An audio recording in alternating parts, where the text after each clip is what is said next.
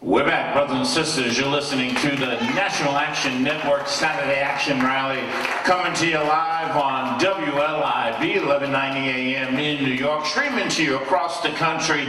In the 10 o'clock hour, we'll be live on the Impact Television Network, and of course, we are here live in the House of Justice, 106 West 145th Street. Call somebody. Tell them the action is on the air. For those of you in the audience, I'd like you to get on your feet, put your hands together at home for the founder and president of the National Action Network, the Reverend Dr. Al Sharpton. No justice. No peace. No justice. No peace. No justice. No peace. No justice. No peace. What do we want? Justice. What do we want? Justice. What do we want? Justice. When do we want it? Now. When do we want it? Now. When do we want it? Now. When do we want it? Now. Hug the person next to you, tell them you love them.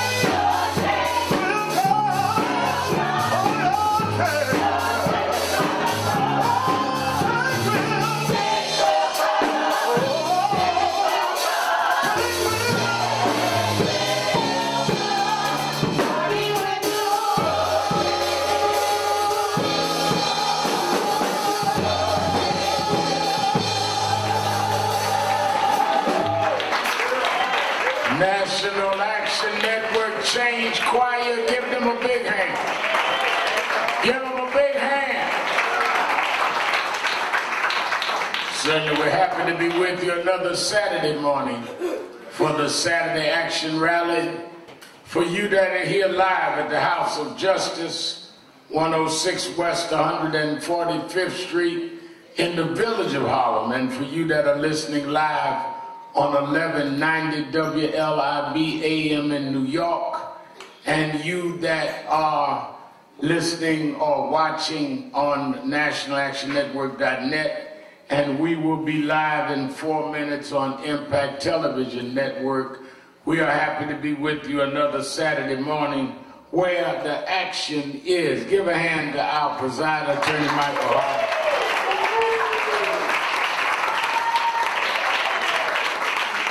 And certainly, I want to thank Sister Rennie, who's our Chief Democracy Officer in New York, for being with us. And I want you to take note. You know, many of us make progress and don't know it. Sometimes one of the downsides of activism is that you get so used to losing that you make some wins and don't even put on the scoreboard.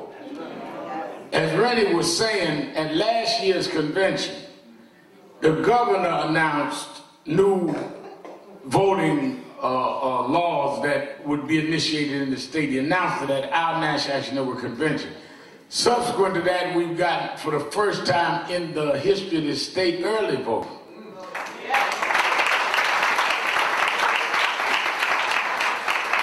And on Sundays, the last 2 weekends, we can vote.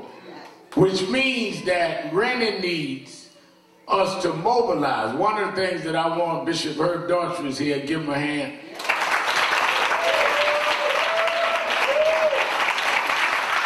One of the things I want to convene the ministers, and I'm going to reach out to Impact, Reverend Green and other ministers group, Baptist Ministers Conference and all.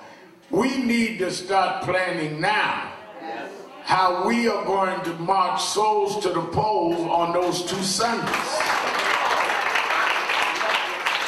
There's no use in changing the laws if we're not going to take advantage of the law. We fought, National Action Network, other groups, to get early voting in New York. They have it all over the country. We finally got it. And we so busy fighting each other, who gonna be on the news about nothing, that we get something like that and then we don't show the numbers that came out. And then the opposition can say, see, they didn't need that, they're not using it anyway. So we need to have a coordinated effort, because our people will vote if they know they can. So one of the things, that's why I was so glad when Brandon Hicks, one of our national field organizers, said that she would come and speak to the broadcast, because a lot of people listen. A lot of y'all show up 10 o'clock when I get up to speak, but a lot of folks got their radio on early in the morning. I was at Bob early this morning, they had the radio on. And you got to understand we can vote earlier, but if you don't vote, you don't know. Like when we were involved down in Florida last year with Reverend Holmes and our Florida chapter with Amendment 4, where ex-felons can vote now, but the job now is to go register and get the ex-felons out to vote. Welcome our family watching now Impact Television. So I want us to do that, and we're glad to have her, the Chief Democracy Officer for New York. She said part of her job is figuring out what her job is. Well, if we mobilize our folks to vote in the housing development, in these communities, in the churches, everybody know what her job is, because we'll be helping her do her job. She wondering what her job is. I'm wondering what you preachers' jobs is, and what everybody else's job is. We have more community leaders than we got community followers. Everywhere I go, I mean, you know, Rem, I'm the new leader. Of what? Who following you? Also, I want us to support, I'm very happy William Allen, Brother Conway, made a passionate plea about his son. Give him a hand, stand up. Stand up. We're going to support him. He's doing a rally for life. So we go in and give him a hand.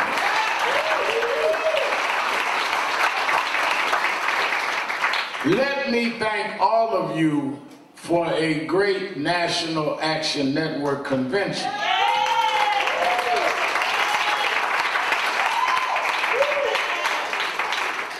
Every year it gets better, but I really think, by anyone's estimation, that this year was the biggest and best. When we did the calculation, over 12,000 people came through our convention in the 3 days. I'm talking about the signed in 12,000, which is more than we've ever had. We had 15 of the announced presidential candidates, and they had to deal with everything from criminal justice to reparations. And let me tell you some reparations. Well, one of the things, you know, one of the upsides of the time in which we live is technology. You get more information, internet, all of that. One of the downsides is you also get more foolishness. I was watching, the internet this week, and they were arguing about, because we challenged the candidates on the reparations bill and criminal justice, and they arguing about who started. We made the issue. I don't care who made it. They've been talking about reparations since they got out of slavery. And you so narrow. Our chairman, Dr. Richardson, talked about too small to be big. Well, we started the movement. Unless you was around here in 1863, when Lincoln signed the Emancipation Proclamation, and many said then, we need more than freedom, we need to be repaired. You did not stop the reparation. Frederick Douglass talked about reparations. Hello. Du Bois talked about reparation. Gardner talked about reparation. I mean, all this trying to ego trip off, everybody got a part because all of us need to be repaired.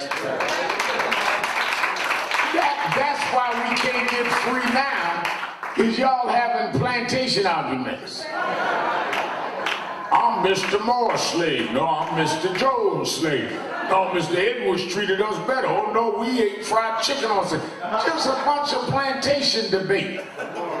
Let's get the reparations bill, H.R. 40, passed. Now, Sheila Jackson Lee, the Congresswoman, has H.R. 40 to establish a commission on reparations. Am I right? Yeah. Somebody said to me, well, why we got to have a commission? Because you got to study and come to terms with how and what it is going to be the vehicle and method of reparation. They ain't going to sit there and write no check.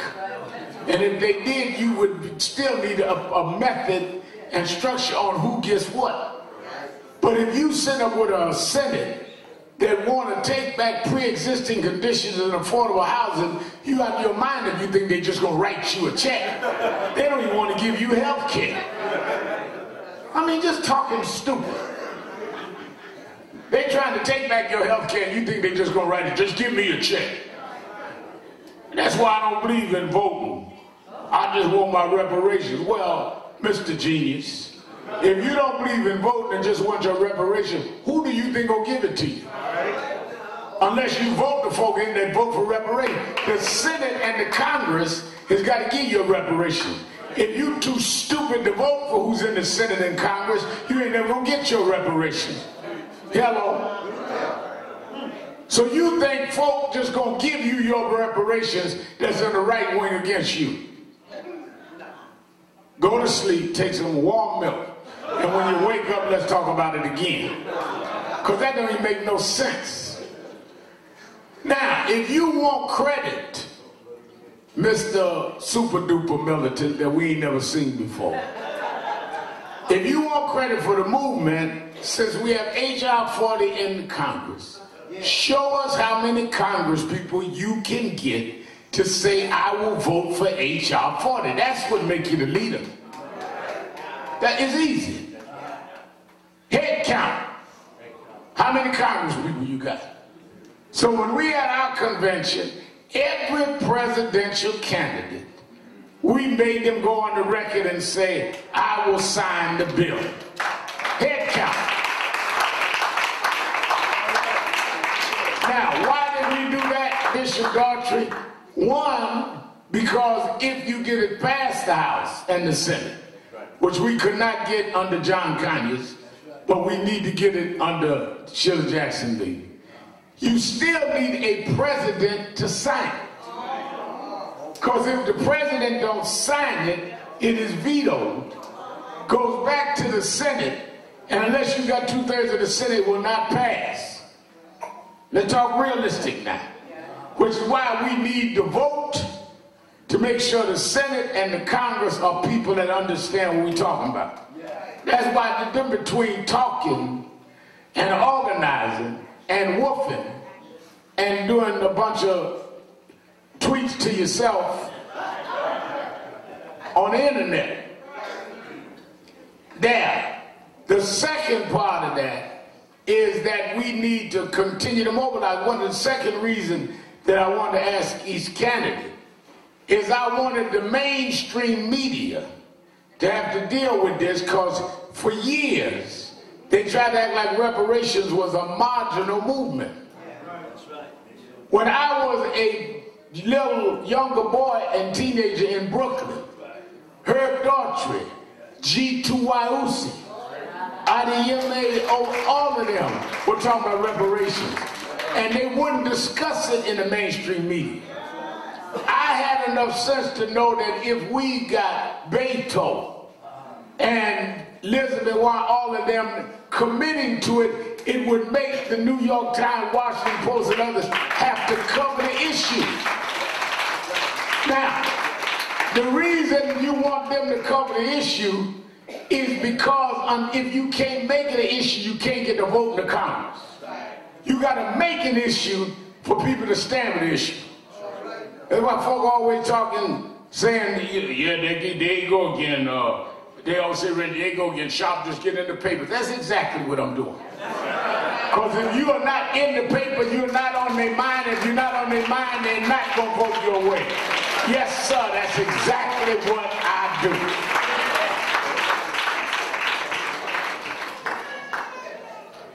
We are coming out of this convention with several resolves. We're going to release all the papers later this week of each of our workshops and our action plans, from how we deal with economic empowerment, pension funds, reparations, criminal justice, all of that, and go to work. I did not leave the convention and rest. I went to work as I promised. I did 3 cities this week. I was in Washington on Tuesday, meeting with the heads of other national civil rights groups and going over what we did at our convention. Many of them attended. I went on to Raleigh, North Carolina, spoke at Shaw University at the Ministers Conference on Wednesday, and went on to Baltimore and spoke at Morgan State on Thursday. And as I traveled, people knew what we did at the convention, and you ought to give yourselves a big hand.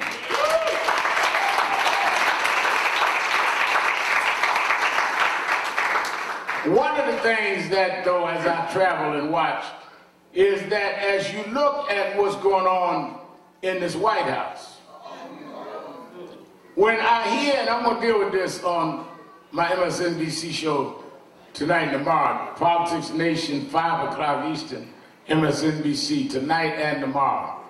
In fact, we're going to have Daughters of the Movement, part of the workshop at the convention, on, I believe, tomorrow night. Tonight, the daughter of Ossie Davis, half-daughter Fonte, and my daughter going to be on, talking about how it is growing up in the movement. Dominique, making her debut. I used to say debut until Ashley taught me how to say debut. I thought it was debut. That's what it read like to me.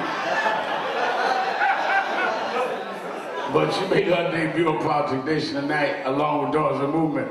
But one of the things I want to deal with, this whole notion of Brother Parkinson, of them saying that we're going to take migrants, this is what Trump said now, and send them to sanctuary cities, shows you the kind of insanity that is being administered out of this White House. First of all, if your idea is that you don't want people coming in the country, then how are you justifying sending them all over the country? And then when it's time for them to come up for their asylum hearing back at the border, you don't send them hundreds of miles away and can't find them. So you don't even make sense on what you claim you're trying to do. Look at that right now. I come across the Mexican border. I'm in Texas. I got to show up for a hearing and establish my asylum. You give me a date, and you transfer me to New York or San Francisco. Now, who's going to pay to get me back down to the border for my hearing? I mean, and they act like this makes sense. Then he gonna tell somebody, he being Trump, close the border. Well, we don't know if legally we can do that. Close it and I'll pardon you. Which shows you how he uses the pardon system as a political tool. Now, mind you, now he's under multiple investigations. Part of it is being questioned on whether he promised people pardons. In the middle of that, he's going to tell somebody to do something and he would pardon. The reason that pardons are there for the use of the president is for mercy and to deal with circumstances of compassion. Is that not right, Attorney Hardy? Now, the pardon is not there for the president to be engaged in the alleged crime and pardon. He's directing you to do something illegal. And he pardoned, which makes him part of the crime if you charge. This is the kind of insanity. And what is worse about it is that it has become normalized. These folks don't even act like this is crazy. Man jump up and yell 999 and you gonna put him on the Federal Reserve. That's just crazy. I mean King can believe whatever politics he wants, but you gonna put him in charge of money? If that ain't bad enough, he says his daughter, Ivanka, is good with numbers. And he thought about putting her over the World Bank.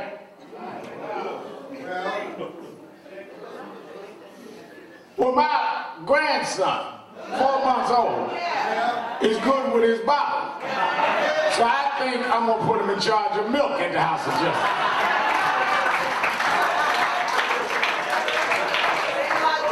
I mean, that's how crazy that is. And the thing that amazes me is that we are conducting this like it is sane. This does not even make sense. So when we are dealing with this present political situation, we're dealing with saving this country from itself.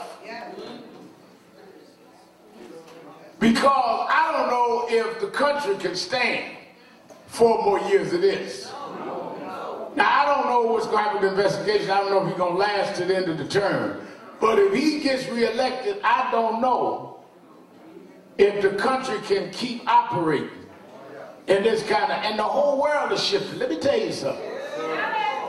When I was growing up in Operation Breadbasket, at the end of the rallies on Saturday mornings at Fellowship Hall at Bethany, Reverend Jones and Dr. Daughtry and John Scott all would lead the chants, and Reverend Jones would say, "What time is it?" We'd say, "Nation time." Amen. What time? Nation time. What's happening? The land is changing hands. Well, the land's changing hands. From Sudan, with al-Bashir gone, Turkey again in trouble. All over the world, Brexit can't get settled in England. Look, all over the world, the land is changing hands. The American empire being threatened by China, where you now have a counterbalance. And the reason you're seeing a lot of this desperation is for the first time there is an instability with those that have been in charge and control the money and the power on a global level now being questioned. And they are in a panic. And if we are not astute and clear, we will become the sacrifices for their last breath at trying to maintain power. You got to know what time it is. That's why there was this backlash. I keep telling y'all that Trump was a backlash to the election and re-election of Obama. Because when they looked up and saw that it had shifted to where even a black man could become president of the United States and the leader of the free world, many of them overreacted. That's right. Hakeem Jeffries said it best. I'm not saying everybody that voted for Trump was a racist, but every racist voted for Trump.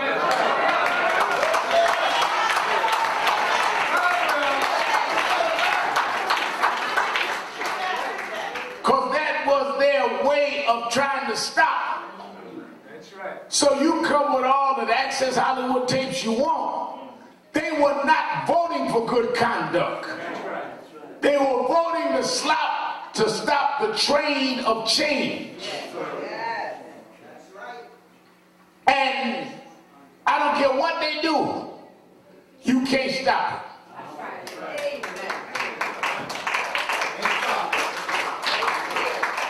That's why you should never give up. And you should never stop. Because change is inevitable. And right is going to overpower wrong.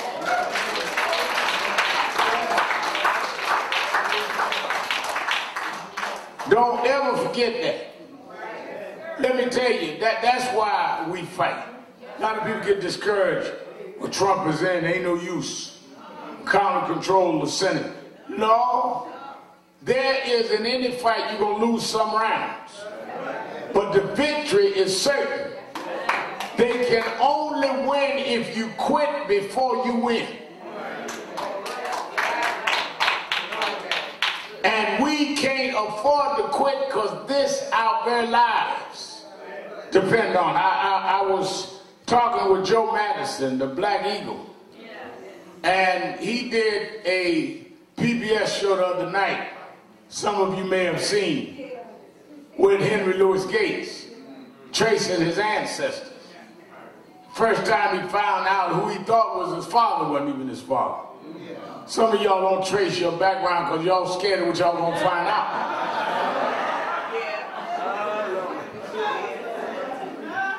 Found out a guy he went to school with was his brother, thought he was his best friend.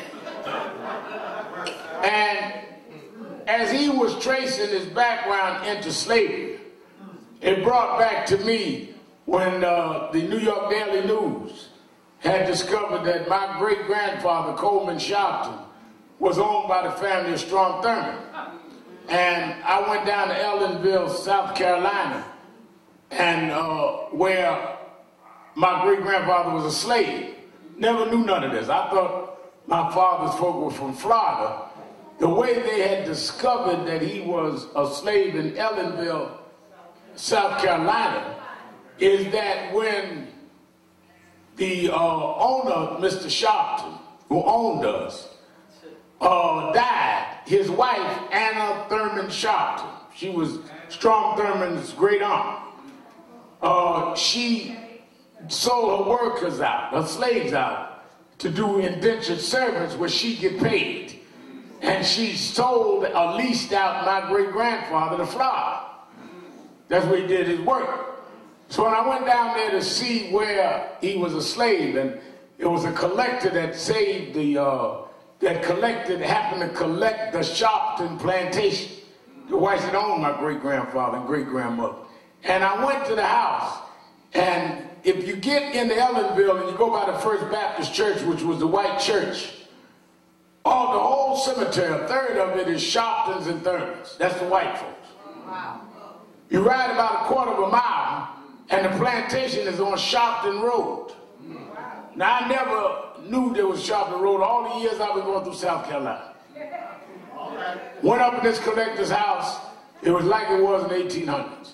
Went in the back, showed me the shack the slaves was kept in, and my great-grandfather most likely slept there. But what got to me is when we went behind the shack, there was these series of pebbles, 3 or 4 here, then you go 5 yards, 5 or 6 here, then you go 6 yards. And that's all in perfect row. And I said, what is all of these pebbles lined up for? What kind of garden arrangement is this? And he said, no, the collector now who owned it, white male in South Carolina. He said, no, that's where they buried the slaves. Because the slaves were not allowed to have tombstones. So when they died, they put a pebble there. And when a family member there, if the family wasn't sold another plantation, they buried next to it. Your great-grandfather's probably under one of them pebbles. And the owners had tombstones up at the church. And I think about that. He gave me a picture of the shack. And he said, I want to give you this gift, Rabbi. He gave me a horseshoe. Dominican Ashley seen it, where archaeologists said it's over 200 years old, so it may have been even handled by my great-grandfather. Every morning when I get up before dawn to go work out, I look at that horseshoe, I look at that shack, and think about just 3 generations ago. I ain't talking about back in the day when they crossed the Red Sea. I'm talking about my grandfather's daddy. And I knew my grandfather. My grandfather's daddy was a slave in that shack, buried under a pebble. And the only hope he had was one day that his son and the son of his son and the son of that who is me would live a better life than him.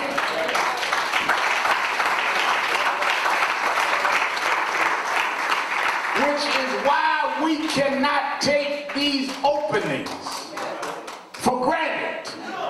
Because we owe to those that prayed and stayed strong and kept working in the field, hoping that if they held on, that we would vindicate their sacrifice.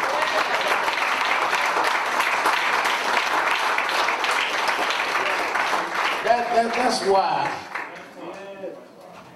I tried to say to our young rappers and hip-hop artists, it's deeper than selling some CDs. That's why I joined Minister Steve Marshall talking about how somebody like Nipsey Hussle is so important to show the positive side. Because the answer for the labor and pain and sweat and beatings that our great-grandfathers and great-grandmothers had is not to when you get the opportunities they didn't have. When you can get to a microphone where nobody would hear them speak, and you can get to airwaves to talk to millions and nobody would hear their voice. And when you finally get there, all you can do is call your people niggas and call your women hoes and bees. That's the thanks they get for holding on to produce you. I refuse to belittle and denigrate what my great-grandfather and great-grandmother went through.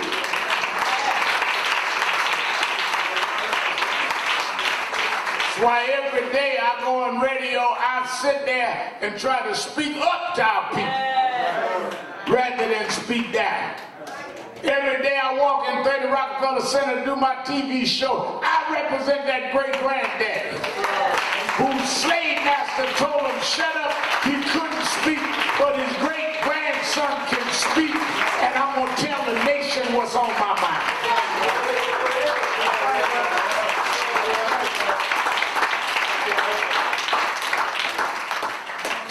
That is why one of the biggest tricks that they played on our people is to disconnect us from our history. First thing they did several years ago when Trayvon Martin happened, and this group, this organization was at the forefront of that. They separate the community. Young activists against the old. Because if they can disconnect you, then you ain't got to worry about your history. And if you don't worry about your history, you have no obligation because you're making up the rules as you go. And one of the things we've got to do is understand that we must be together. You can go fast alone, but together we can get where we're going. I tell some young activists at Morgan State the other night, if you got this old against young, then you don't even owe no reparations because you done cut yourself off from what's yours. You can't say at one hand, I don't hear from the old God, but at the second hand, pay me for what you did to him. Hello. Now, one of the reasons, I'm coming right back into reparations here. One of the reasons that it becomes a debt, and Randall Robinson wrote The Debt many years ago. One of the reasons it becomes a debt, and the reason I went through the great-grandfather story, is the fact that my great-grandfather was a slave, and that it was against the law now, for him to marry my great-grandmother. Against the law for him to name his own children. Against the law for him to read and write. Which meant when he had my grandfather, Coleman, my grandfather couldn't learn how to read and write from his daddy because it was against the law for his daddy to read and write. My grandfather, born and raised under Jim Crow, if he went to school at all, it was a segregated school, where the education was meager to nothing. It was against the law in the part of Florida he grew up to own land until he was about grown. He had my father who grew up under Jim Crow, almost under the same legal status. So when you hear people talking about, well, I didn't do it, they did it back then, I don't owe you nothing. You inherited an advantage that put you way ahead of us, that we could not compete because the law was stacked against us. If we have a race, and it is a team race, and you spot the first person that starts 500 feet, and then he gives it a second person, and the third person, and the fourth person, you may be the fourth runner, but you're running with a 500-foot advantage from the beginning of the race. So by the time you get to me in school, my classmates come from homes that could teach them things, that had libraries, that had skills, that had inherited wealth and inherited land. I'm sitting there with a mother that had to drop out of school to pick cotton, and a grandmother that never went to school.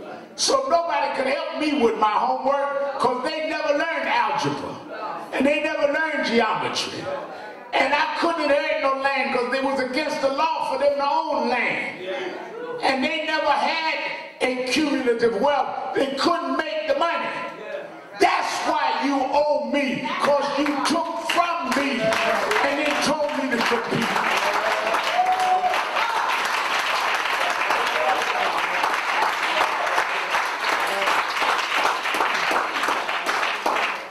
Well,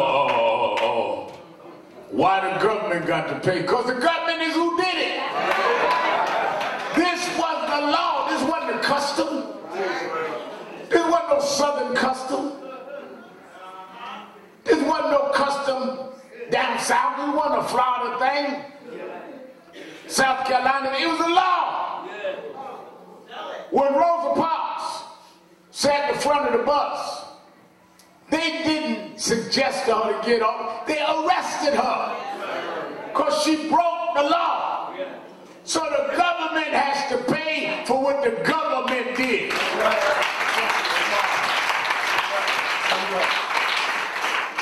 Now, how you come out of this? Well, that's why some of y'all need to, rather than quote the Bible, need to read the Bible and understand what you read.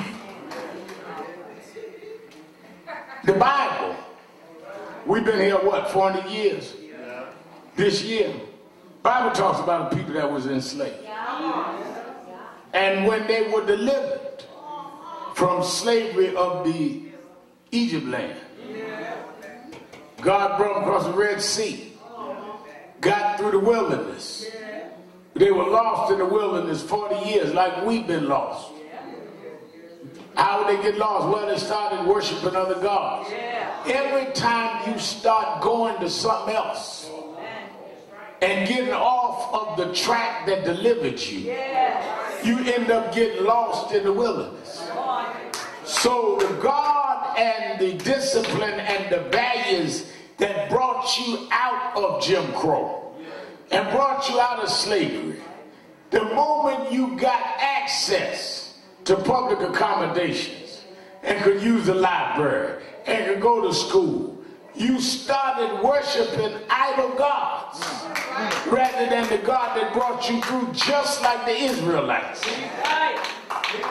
Now God opened up the Red Sea, but they started worshiping golden calves. Hello. God delivered them with the law of Moses. They got out of slavery and started questioning Moses. Well, let's fast forward. Same thing we did. We prayed. We built movements.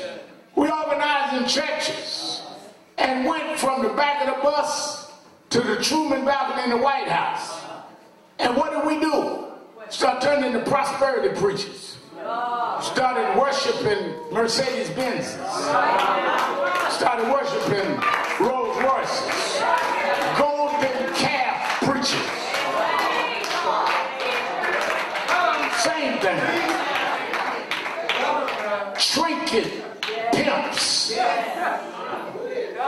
Lost in the wilderness. And after wandering 40 years, Moses died. Joshua took over. Read Joshua 3. What did God say to Joshua? Said, as I was with Moses, so shall I be with you. But we went a little further than that, Daughtry. He said, and lead my people. Tell them don't turn to the right or the left. Go straight ahead. And that's what's wrong with you. Every distraction, you keep running for whatever you think is fashionable rather than uphold the law that brought you this far. I started in the church, started in the movement under Dr. King's teaching, tutored by Reverend Jackson, Reverend Jones. I'm going to stay right in the law that brought me this far. Rip Al, I see on MSNBC. Yeah, but the peacock didn't train me.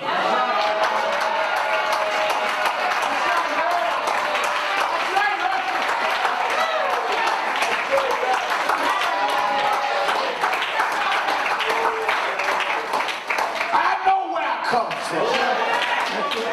And I know what brought me through. And you need to reconnect with what brought you through. Right now, what was the key? Young person asked me the other night in Morgan State, how did you learn TV? How did you learn radio? I learned because I had a praying mother. That when we were on welfare, and I had to stand at the mailbox on the 1st and the 16th of every month to make sure nobody broke in the mailbox and stole our check. And I used to get the food stamps and go to the A&P and get the groceries. But I had a mother that prayed, Lord, make a way for my children. Father, I stretch my hand to thee, nor the help I know.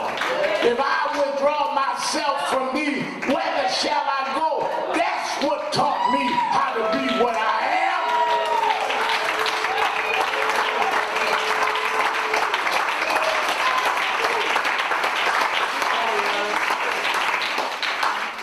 Now, we got different tribes. Everybody didn't come the route I came. But that's why I told you to go Joshua. Because what did they do in Joshua? Well, they had divisions then. Y'all ain't the first ones that had argument. Y'all ain't the first ones that had different customs. So God told Joshua, when he opened up the Jordan, you got to remember now, they're coming into the promised land.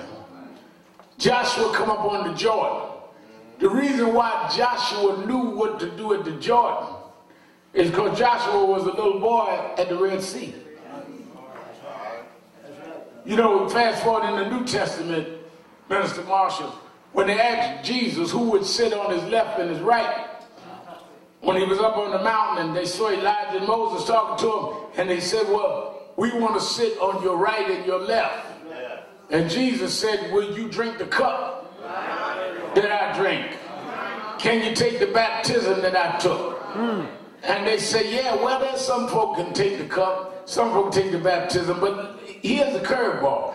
Jesus said, who sits on my right and my left is not for me to decide. All right. He said, he that will sit there has been prepared. Y'all be running around here talking about, well, when Sharpton go, who's going to take over? Whoever is prepared. You may take a lot, you might have been through that. I've been with them for 40 years, but are you prepared? Preparation ain't got nothing to do with attendance. You can show up to school every day and flunk the test. You got to be prepared. Do say. Hear you. You get A for attendance and F and everything else. All right. Just because you've been present don't mean you were prepared. Tell the truth.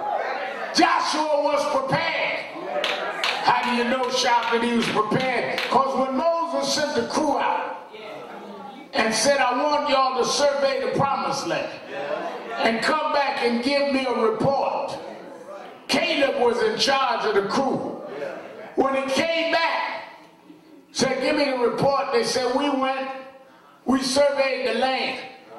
Well, what's your report? Well, to us, they appeared as giants, and we as grasshoppers. The only one that disagreed was Caleb and a little young boy named Joshua. Now, mind you, they wasn't grasshoppers, and the others were not giants. But in their sight, that's how they appeared. And that's part of our problem, is that we have in this generation, Sister Rennie, a lot of grasshopper leaders. Trump clap his hand and they jump in the sky, grasshoppers. Governor summons them and cut the budget, grasshoppers. People cut off all of their rights, grasshoppers.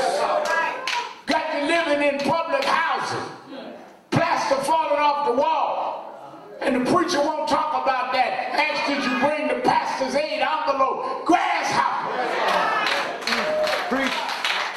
You got criticism against Sharpton and Daughtry and Jesse Jackson, because it's easier to fight your own, because you won't fight the big folk downtown, because you're a grasshopper.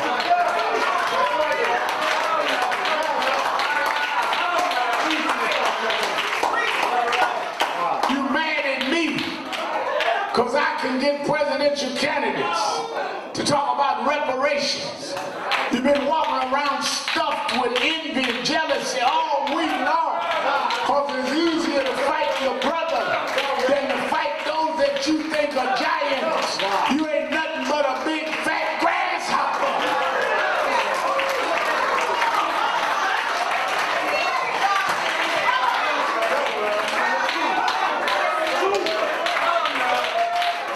I know what's wrong with you.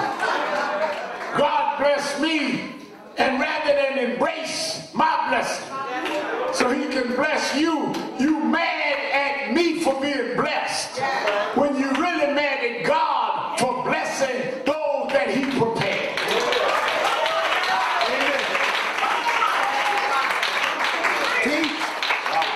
So he told Joshua, let me tell you how you bring some of this down. I'm going to open up the Jordan. All right. You know I opened up the Red Sea because you believed with Caleb that y'all wasn't grasshoppers. I'm going to do it again. The same God that opened up the Red Sea He didn't have an exclusive contract on the Red Sea. He controlled all waters. Jordan belonged to me too. I can open up the Jordan. But before I close the Jordan, I'm going to tell you what I'm going to do, Joshua. I want you to go and get 12 stones. I want you to get it from the bottom of the river. Well, why are we getting 12 stones? Just tell them to get 12 stones. Joshua, you know when you're doing God's work, you're going to tell folk to do stuff that don't make sense. You're going to do stuff that don't even make sense to you. But if God tell you to do it, God knows what he got in store. And Joshua went and told him, give me 12 stones. Why do we need 12 stones? Because there are 12 tribes in Israel. And if you only had one stone, they're going to start ego tripping and saying, this is my Exodus. This is my promised land. I'm more revolutionary. I'm more contemporary. I'm more millennial. I'm more there. Get one stone for everybody. Get a millennial stone. Get a militant stone. Get a revolutionary stone. Get an Uncle Tom stone. Get a Church of God in Christ stone. Get a Baptist stone. Get an AME stone. Get a stone for everybody. Y'all satisfied now? Everybody got a stone. Now put the stones up. Why are we going to put them up? Because one day, when you dead and gone, one day, when I'm dead and gone, our children will ask, what do these stones mean? And that's when you can tell the story when all hope was gone. When nobody thought we'd make it. When we thought we'd never make the promised land. God divided the waters and made dry land in the middle of the Jordan.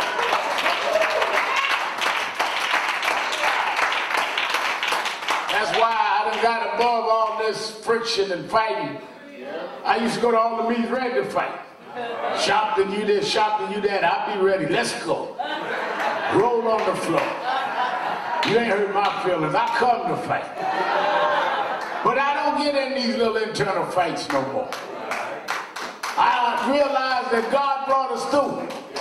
And what's going to be important is not who won the argument. One day my grandson will ask. I see this picture, this black man in the White House, Obama. How did that happen? I want somebody to hold up the stone and say even when they tried to take back our right to vote, people stood on line 5 hours in the heat of fraud and voted for a black boy who they couldn't hardly pronounce his name. God promised he'd make a way out of no way. That's why I'm not afraid of Trump. If we learn how to save Barack Obama and elect him and re-elect him, God will make a way.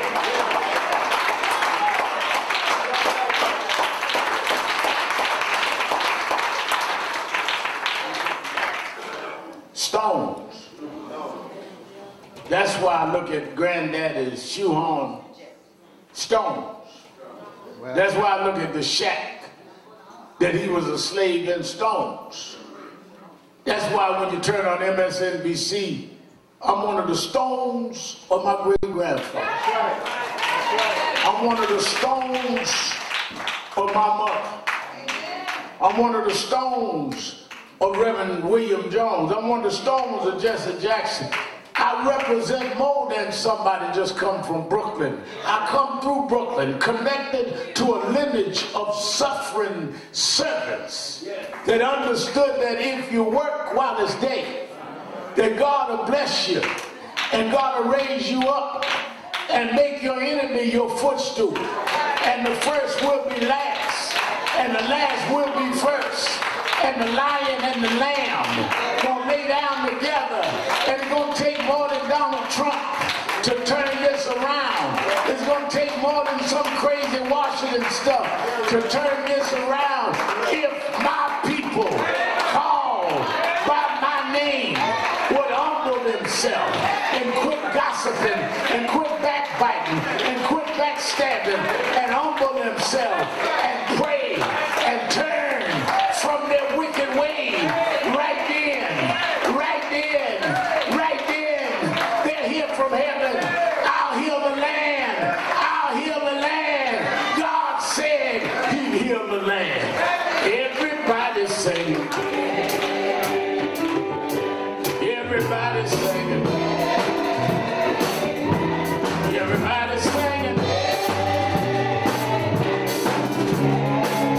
Yeah, sing it like you mean it.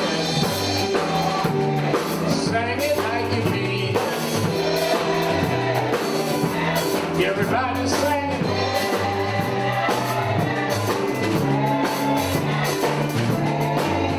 Everybody's singing.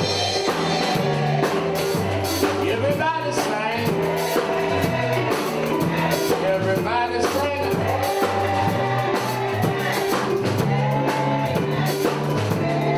One more time, y'all. One more time, y'all. Everybody's singing.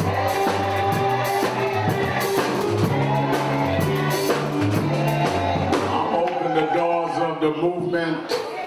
There may be someone here today that hears us on radio, watches some of our activity on television, but never became an active member of the National Action Network. We're active here. This is not a fan club of Al Sharpton. It is a movement that operates in different levels of service. And I just want you to become part of one of our divisions of labor and help us to do what we're supposed to do. We come out of a great convention, but now the work begins. And we need you to be part of the work. If you have not joined, I want you to come down either aisle. If you're listening by radio or watching on Impact TV, you can call the number on the screen, 1-877-626-4651, and join by phone right now, 1-877-626-4651. But if you're here and have not joined, just come down to me and let us sign you up this morning. Come on, everybody's singing.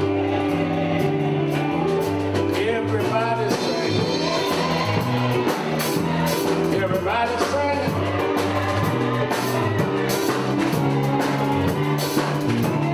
Sing it like you mean it. Sing it like you mean it. Sing it like you mean it.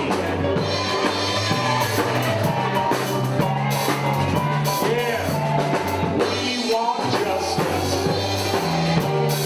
We want justice. You got to have justice.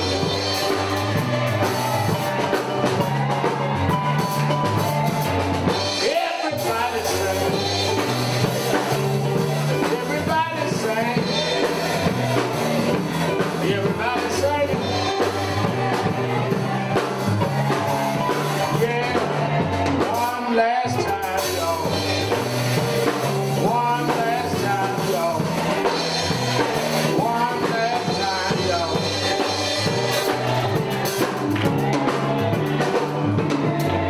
All right. All right.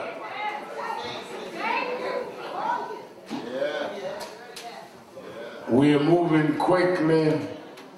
Going to raise our offering. I want to again thank everybody that worked so hard and diligently to make our convention. All the volunteers, we're going to take the volunteers out for dinner, celebrate the volunteers. We want all of y'all to enjoy one night of celebration as we do the follow-up work.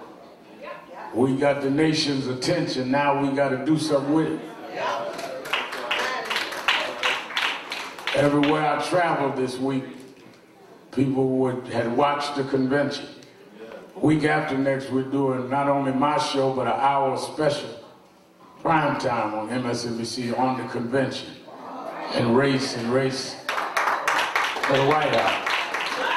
But capturing the attention is only part of the story. It's where you bring the attention. If you don't get something done, you just having your moment in the sun. And let me tell you something, having the moment in the sun can illuminate you or burn you up. You can get suntan, but you can get sunburned. You stay there too long. You go out to the beach, lay out there on the pillow, blanket, get a tan. You go to sleep and wake up in pain. Yellow. All right. I want to raise our offering, moving quickly. I need about 10 people. 10 people that can give $100 or more to come quickly. 10 people. Winston Gilchrist, $100. Bishop Herbert Daughtry, $100. The choir and Sister Jackson, $100. $150. For Attorney Smelkin, $100. Brother Grady, Patterson, New Jersey, $100. The Guardians, $100.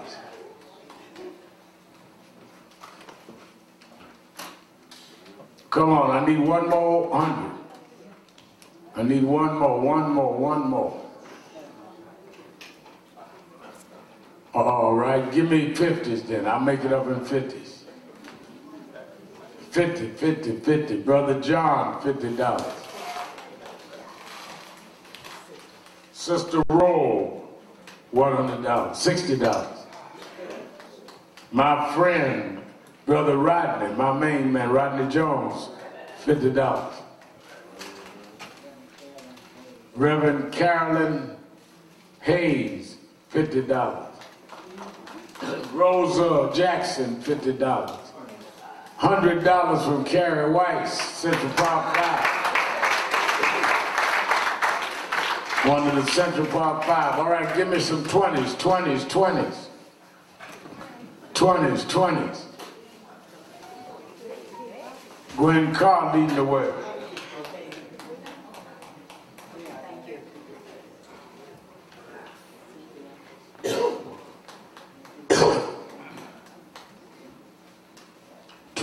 Twenties.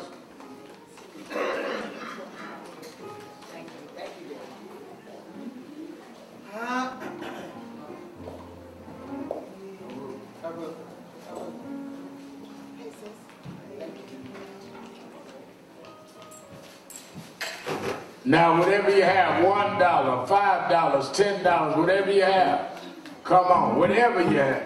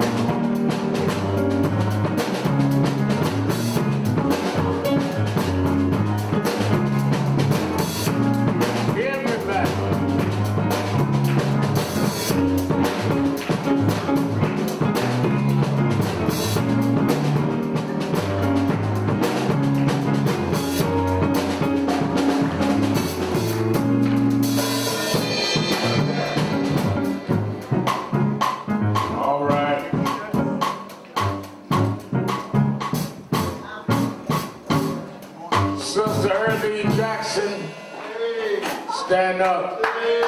Happy birthday.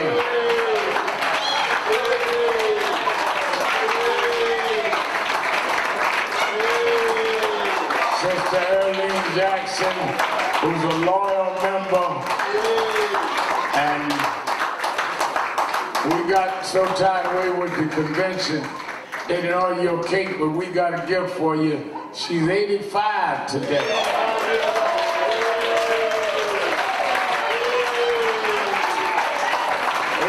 right. Happy birthday to you. Happy birthday to you. Happy birthday, Sister Jackson. Happy birthday. All right.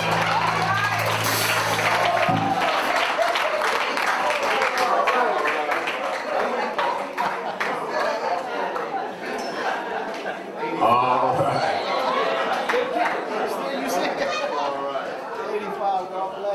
Call your name, please come forward. Roosevelt Alexander, Johnny Isaac. Give them a hand as they come.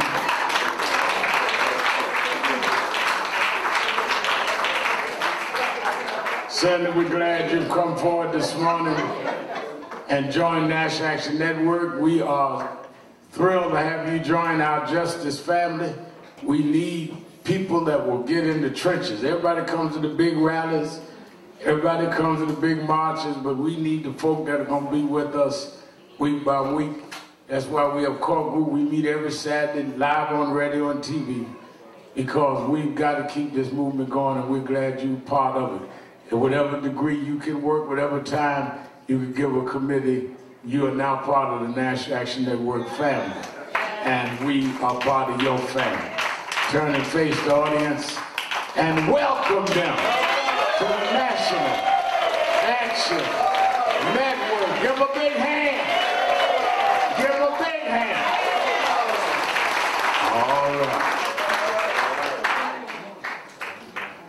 right. Again, I want to thank, we have now 103 chapters around the country, like I said, while we were still live on LIB and Impact TV, that we had, was it 12,434 people come through the convention.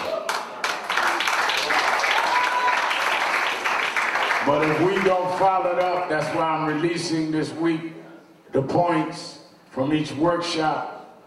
And I told all the big shots that came that we expect them to be in the trenches with us. You know, people said, I'll be on MSNBC 8 years in August. People said when I got my show, he ain't gonna be in Harlem no more. I mean, every Saturday morning, still doing my broadcast.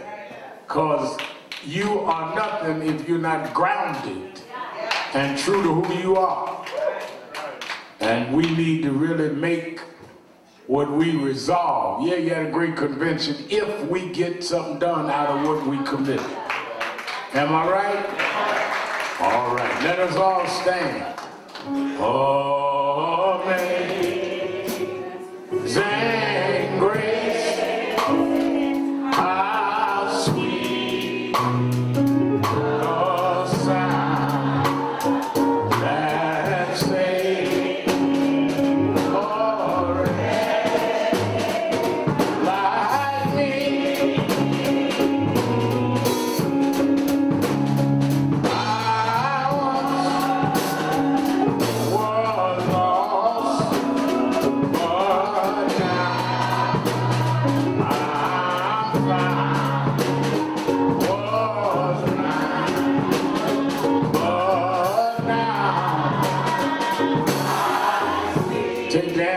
Next to you, repeat after me. We're an African people, robbed of our name, our language, our families, our self-respect. But we shall rise, never to fall again. Up, you mighty race. We can accomplish what we will. No justice, no peace, no justice, no peace, no justice, no peace. Shake hands with the one you hold and shake my hand before you leave.